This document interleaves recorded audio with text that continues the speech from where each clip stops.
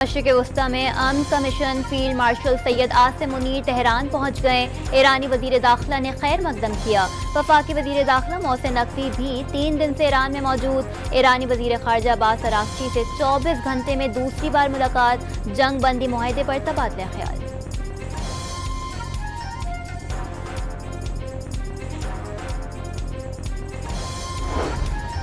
ایران امریکہ مذاکرات کا فیصلہ کن موڑ آ گیا۔ اگلے چند گھنٹے اہم۔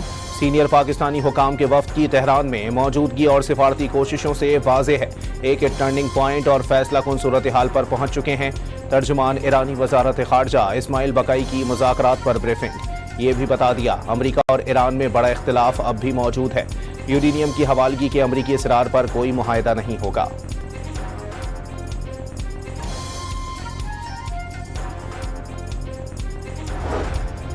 العربیہ چینل امریکہ ایران ممکنہ معاہدے کے نکات سامنے لے آیا۔ معاہدے کے تحت آبنۂ ہرمز اور خلیج عمان میں آزاد شپنگ کی ضمانت ہوگی، فوری، جامع اور غیر مشروط جنگ بندی ہوگی۔ فریقین علاقائی سالمیت اور اندرونی معاملات میں عدم مداخلت یقینی بنائیں گے۔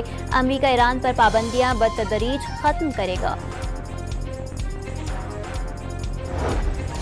امریکی وزیر خارجہ نے مشرق وسطی میں مستقل جنگ بندی کے لیے پاکستان کی کوششیں قابل تعریف قرار دے دیں۔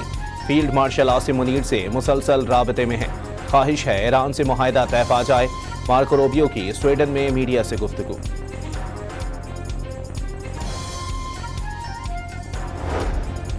وزیر اعظم آج 3 روزہ دورے پر چین روانہ ہوں گے۔ دونوں ملکوں کی قیادت دو طرفہ تعلقات اور باہمی دلچسپی کے امور پر تفصیلی تبادلہ خیال کرے گی۔ چین امن کے لیے پاکستان کے منصفانہ اور متوازن کردار کی حمایت کرتا ہے۔ مشرق وسطی میں امن و استحکام کی جلد بحالی کے لیے مثبت کردار ادا کیا جائے گا۔ ترجمان چینی وزارت خارجہ کا بیان۔ چین اور روس کا افغان سرزمین سے پروان چڑھتی دہشت گردی پر شدید تشویش کا اظہار۔ چین اور روس نے افغانستان سے ہونے والی دہشت گردی کو علاقائی اور عالمی سلامتی کے لیے بڑا خطرہ قرار دے دیا۔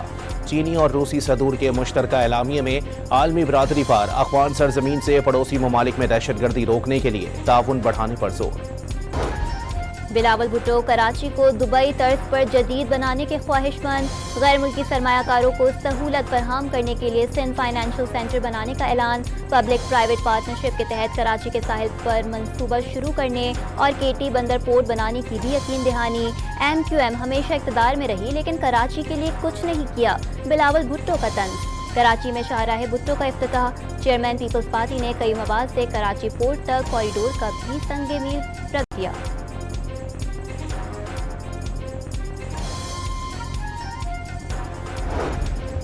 کوئٹہ کو 2 حصوں میں تقسیم کر دیا گیا۔ بلوچستان میں نئے اضلاع کا بھی قیام۔ صوبائی کابینہ اجلاس کے فیصلوں کے بعد بلوچستان میں اضلاع کی تعداد 42 ہو گئی۔ لسبیلا کے نام سے نئے ڈویژن کے قیام کی بھی منظوری۔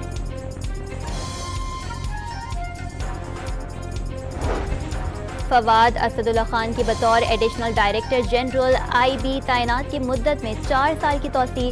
وزیر اعظم کی منظوری کے بعد اسٹیبلشمنٹ ڈویژن نے 2 الگ الگ نوٹیفیکیشنز جاری کر دیے۔ اسرائیلی قید میں فلوٹیلا کے کارکنوں پر بدترین تشدد کا انکشاف۔ ہاتھ باندھ کر چہرے اور پسلیوں پر لاتیں ماری گئیں۔ مسلمان اور غیر سفید فام کارکن سب سے زیادہ درندگی کا نشانہ بنے۔ یرغمالیوں کو ایک کنٹینر میں انتہائی بری حالت میں رکھا گیا۔ بجلی کے جھٹکے تک دیے گئے۔ زیادتی کی گئی۔ استنبول میں کئی کارکنوں کو اسٹریچر اور ویل چیئرز پر اسپتال منتقل کیا گیا۔ ایران جنگ کے بعد تیسرا قطری ٹینکر LNG لے کر آبنۂ ہرمز سے گزر گیا۔ شپ ٹریکنگ ڈیٹا کے مطابق قطری جہاز کی منزل چین ہے۔